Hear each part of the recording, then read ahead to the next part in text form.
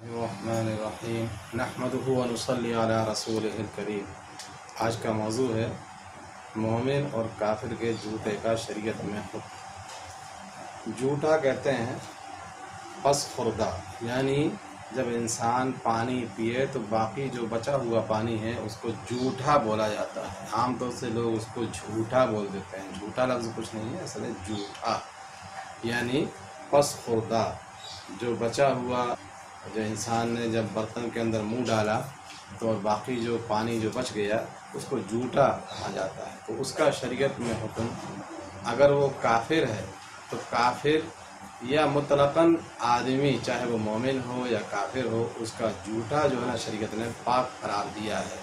لیکن پاکی کا یہ مطلب نہیں ہے کہ اس کو استعمال بھی کیا جائے، جیسے کہ ناک یعنی رینٹ پاک ہے، تو اس کا یہ مطلب نہیں ہے کہ اس کا استعمال بھی کیا جائے، بلکہ پاک ہے کا مطلب یہ ہے کہ اگر وہ پانی کہیں ادھر ادھر لگ جائے گا تو اس کی وجہ سے انسان کا جو بدن ہے یا جو کپڑا ہے، جس کپڑے میں وہ پانی لگا ہوگا وہ نجس نہیں ہوگا، یہ اس کا مطلب ہوا کرتا ہے۔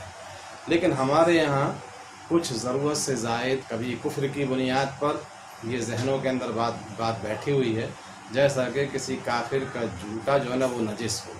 تو کافر کا جوتا نجس تو نہیں ہے، البتہ یہ ہے کہ کافر کے ساتھ میں کھانا پینا، ان کے برتنوں کا استعمال کرنا یہ مناسب نہیں ہے، چونکہ جو نان مسلمز ہوتے ہیں ان کو پاکی ناپاکی کا اور حلال اور حرام کی کوئی تمیز نہیں ہوتی ہے۔ اس وجہ سے مسلمانوں کو ان کے برتنوں کے استعمال سے پرہیز کرنے کی ہدایت کی جاتی ہے۔ ان کے ساتھ میں کھانا پینا محتاط انداز میں رکھیں، ان کے ساتھ میں کھانا پینا نہ کھائیں، اگر بہت ہی ضروری ہو تب ان کے ساتھ کھائیں پئیں، لیکن اس کے اندر پاکی کا اور حلال اور حرام کا جو ہے نا خیال رہ کے رکھا جائے، یہ تاکید کی جاتی ہے۔ ابھی میں نے ذکر کیا ہے کہ مطلقاً آدمی کا جوتا جو ہے نا وہ پاک ہے، یہ در مختار کی عبارت ہے۔ فصور آدمی مطلقاً ولو جنوباً او کافراً او امراۃً نعم یکرہ سورها للرجل کعکسہ للاستلزاز و استعمال ریق الغیر وهو لا یجوز۔ یہ عبارت در مختار کی ہے جو صفحہ نمبر 381-82 جلد نمبر 1 زکریہ کے اندر مذکور ہے۔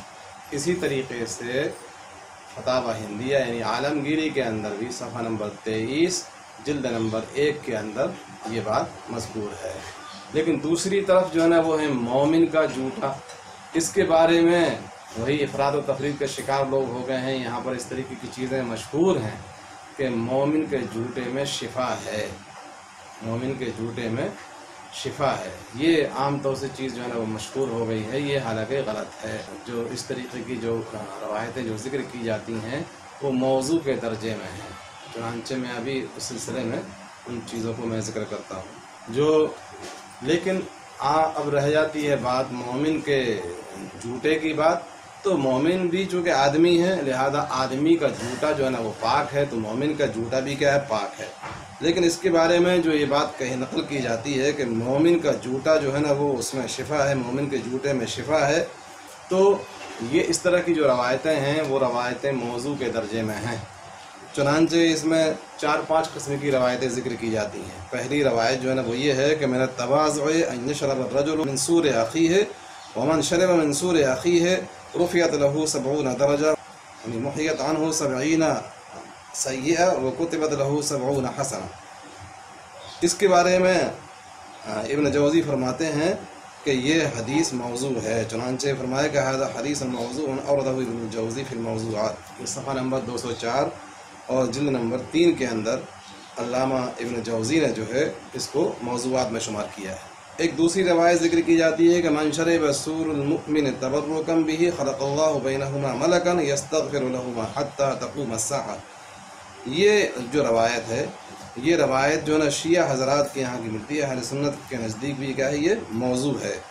اسی طریقے سے تیسری روایت ملتی ہے کہ سور المؤمن شفاء یا ریق المؤمن شفاء، تو اس کو بھی علامہ نجم الدین وغیرہ نے کشف خفا کے اندر صفحہ نمبر 458 پر اس کو موضوع قرار دیا ہے، اور یہ فرمایا ہے کہ لیس بحدیث فی معرفت الحدیث کے اندر صفحہ نمبر 106 پر ہے۔ اسی طریقے سے سلسلۃ الاحادیث الضعیفہ الموضوعہ میں صفحہ نمبر 105 جلد نمبر 1 پر بھی یہ بات موجود ہے، اور اسی طریقے سے علامہ سخاوی نے المقاصد الحسن علیہ سخاوی میں صفحہ نمبر 233 پر اس کے موضوع ہونے کے بارے میں ذکر کیا ہے کہ یہ روایت گویا کہ درست نہیں ہے۔ ایک چوتھی روایت اس سلسلے میں ذکر کی جاتی ہے کہ سوء المؤمن شفاء ومن 70 داء، یہ بھی شیعی روایت ہے، اور ان کے نزدیک شیعہ حضرات کے نزدیک ایسا یہ مستحب ہے۔ تو اس وجہ سے یہ جتنی بھی جو روایتیں اس سلسلے میں ہیں وہ مومن کے جھوٹے کے شفا ہونے کے بارے میں وہ صحیح روایتیں گویا کہ نہیں ہیں، یا تو جو ہے نا وہ موضوع ہیں یا انتہائی درجے کی کمزور ہیں۔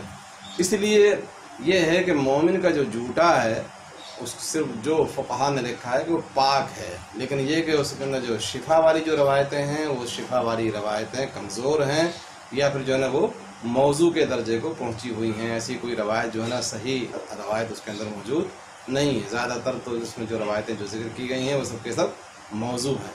اس لیے ہم کو مومن کا جو جھوٹا ہے اس کو صرف پاک سمجھنا چاہیے۔ ہاں، اگر حضور اکرم صلی اللہ علیہ وسلم کی ذات گرامی آپ کا جو جھوٹا ہو تو وہ اس سے مستثنیٰ ہے۔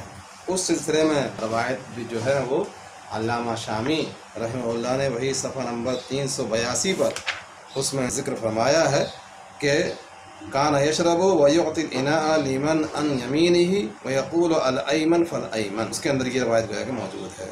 تو ہمیں اس افراد و تفریط کا شکار نہیں ہونا چاہیے، نہ ہمیں کافر کے جھوٹے کو اس کو انتہائی ہم برا سمجھیں کہ اس کو ہم نجس قرار دے دیں، ایسا نہیں ہے، بلکہ مطلقاً آدمی کا جھوٹا جو ہے نا وہ پاک ہے، چاہے جو ہے نا وہ کافر ہو یا مومن ہو، وہ چاہے مرد ہو یا عورت ہو۔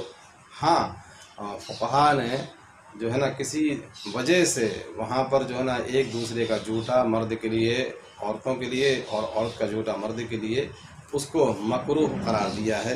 یہ بھی جو ہے در المختار کے اندر میں نے ابھی پڑھا تھا کہ نام یکرہ سوءھا للرجل کعکسی۔ ہاں، آپ صلی اللہ علیہ وسلم کی ذات گرامی مستثنیٰ ہیں، اور آپ صلی اللہ علیہ وسلم کی ذات گرامی کا تو فضلہ تک جو ہے نا وہ پاک قرار دیا گیا ہے۔ اس لیے آپ صلی اللہ علیہ وسلم کے پس خوردہ پانی یا بچا ہوا جو پانی ہے وہ تو اس کو تبرک کا درجہ ہوا ہے، اس کو حاصل ہے، وہ اس سے مستثنیٰ ہے، اس میں کوئی کلام جو ہے کہ نہیں ہے۔ واللہ اعلم بالصواب۔